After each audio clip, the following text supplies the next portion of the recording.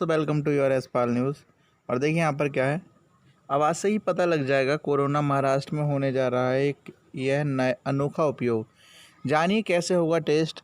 मतलब कि आप जो है आवाज़ से ही पता लगा सकते हैं कि जो है उस व्यक्ति को टेस्ट मतलब उसको कोरोना है या नहीं। कोरोना टेस्टिंग का एक दर्द भरा अनुभव हो सकता है।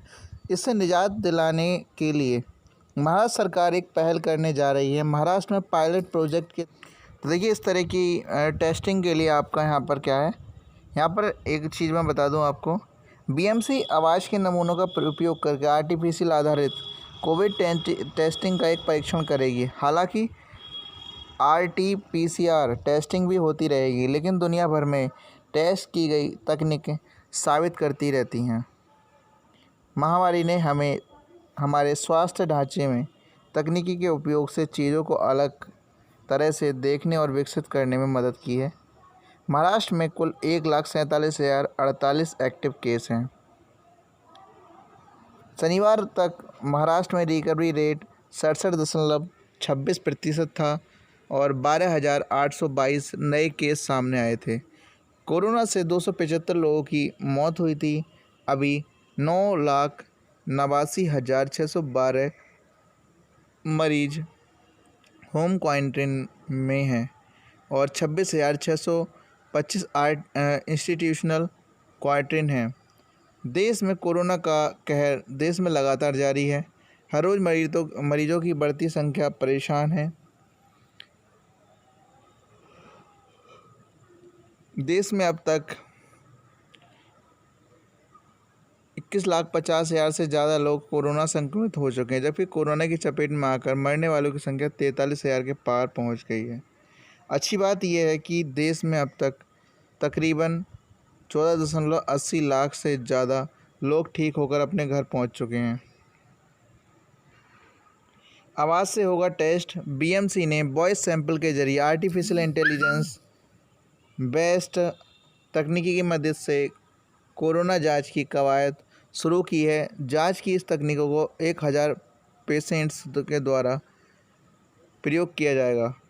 तकनीकी के जरिए मरीजों के वॉइस सैंपल को ऐप बेस्ड मॉड्यूल से टेस्ट किया जाएगा। व्यक्ति को सेल फोन में आवाज़ डालने के लिए कहा जाएगा।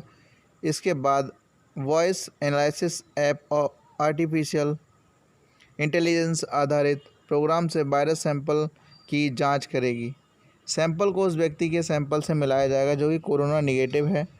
ऐप में हज़ारों वॉइस पैटर्न पहले से मौजूद होंगे। यह उपकरण वर्तमान में 98% सटीकता के साथ कोविड-19 रोगियों का पता लगाने के लिए रोम विश्वविद्यालय द्वारा उपयोग किया जा रहा है।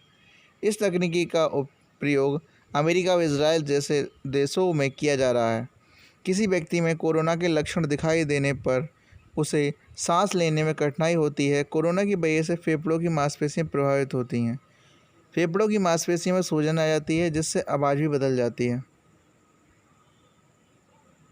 और यहाँ पर क्या है अगली खबर। रेलवे में भर्ती के लिए हज़ारों पदों पर है वैकेंसी का दावा। जानिए असली सच्चाई। एविस्ट्रॉन इन्फोटेक नाम की एक कंपनी ने भारतीय रेलवे में नौकरियों का एक विज्ञापन अखबार में निकाला है। सोशल मीडिया पर यह तेज़ी से वायरल हो रहा है। इस कथित नोटिस में भारतीय रेल विभाग का हवाला देते हुए कहा गया है, एविस्ट्रॉन इन्फोटेक द्वारा आउटसोर्सिंग के माध्यम से 11 साल के अनुबंध पर विभिन्न पदों पर नियुक्तियां की जा रही हैं। इस नोटिस में आवेदन की अंतिम तारीख 10 अगस्त 2020 बताई गई है। इन पदों पर भर्ती की नोटिस है।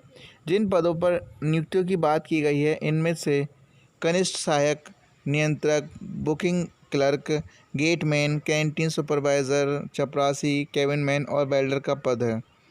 इसमें विभिन्न पे स्केल कुल 5,285 नियुक्तियों की बात कही गई है। क्या है सच्चाई? साथ ही उपयुक्त सभी पदों की आयु की सीमा 18 से 40 वर्ष बताई गई है और कहा गया कि निर्धारित शैक्षणिक योग्यता और अनुभव आदि की पूरी जानकारी के लिए एविस्ट्रॉन की वेबसाइट पर जाना होगा। हालांकि इस नोटिस में यह वेबसाइट लिंक पर जाने पर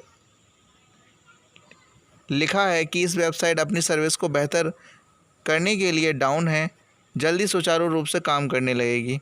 रेल मंत्रालय और रेल मंत्रालय और पीआईबी ने बताया फर्जी। हालांकि रेल मंत्रालय और पीआईबी फैक्ट चेक के आधिकारिक ट्विटर हैंडल से बताया गया है कि यह विज्ञापन फर्जी है। इस ट्वीट में लिखा है, रेल मंत्रालय ने कथित नोटिस में बताई नौकरियों को आउटसोर्स नहीं किया है, साथ ही योग्यता भी गलत है एवं रेलवे में लिंग के आधार पर कोई भेदभाव नहीं होता है। ये फर्जीवाड़ा है और रेलवे ने साफ किया है कि उक्त विज्ञापन से भारतीय रेल या पूर्व मध्य रेलवे कोई लेना देना नहीं है। रेलवे में रिक्तियों से संबंधित सूचनाएं रेल भर्ती बोर्ड तथा रेल भर्ती परीक्षाएं प्रकोष्ठ अधिकारी वेबसाइट पर उपलब्ध कराई जाती हैं। विभिन्न माध्यमों द्वारा इसका प्रसार प्रचार किया जा सकता है। रेल प्रशासन ने अनुरोध किया कि इस भारतीय रेल के नाम पर रोजगार देने का दावा करने किसी विज्ञापन के धोखे में आने से बचें। और अगर तुम लोग नए हो तो यार सब्सक्राइब करो, वो जो लाल वाला बटन है उसके साथ दबाओ यार, बस दबाओ।